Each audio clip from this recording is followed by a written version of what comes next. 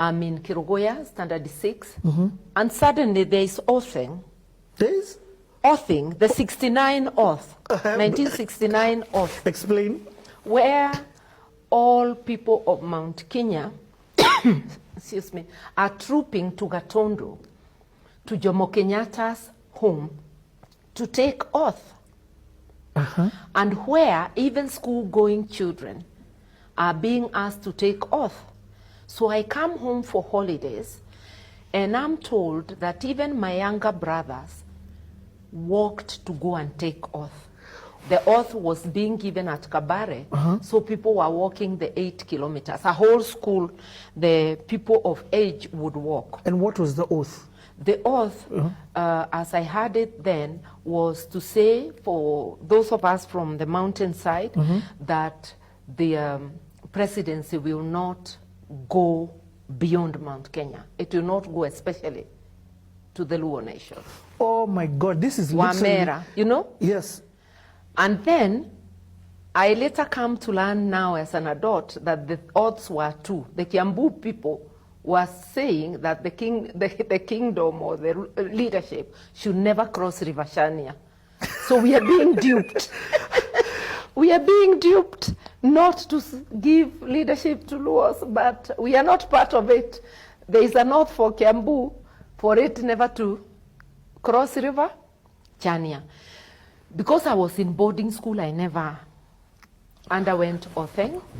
Okay? Martha, this is incredible. But those who underwent, that's how I came to know what was being said. And then my father, at that time, was a born-again Christian, had become born again. My mother, they are the Tukutenderes, a group of the East African revival that swept the country around that time. So my father refuses to go for oathing. I'm hearing this conversation between my mother and my grandfather, my grandmother.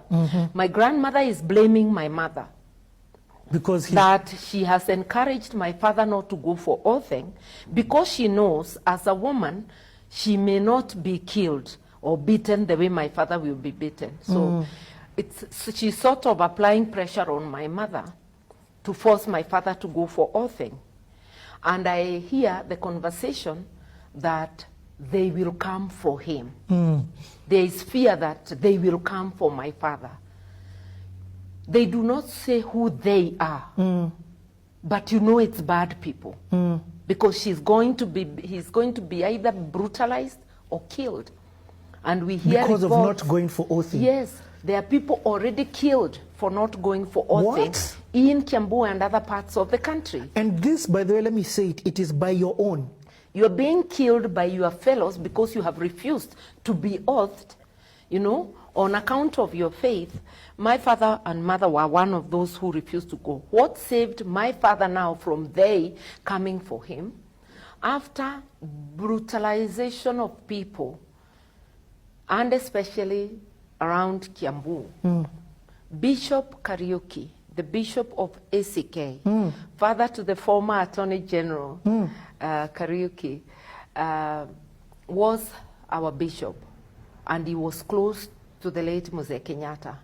So I hear that Bishop Kariuki has gone to see Kenyatta about brutalization of Christians because of failing to take oath. That's what killed the they coming for him. So that saved my father and other Christians. Okay? There's so much you are sharing, first and foremost, that I've never had, which I'm so grateful for, but then also I'm understanding it from a context of this. There's the Mau Mau, first and foremost, who we've gotten independence and they're thinking about coming. That on its own is a story. There's this, we call it the Mount Kenya region. That's what politically I'm hearing the word is, the Mount Kenya region. This is literally the birth of it. If I'm not wrong. 1965. I think there's always been Mount Kenya because the Mau Mau movement was strongest in the Mount Kenya region.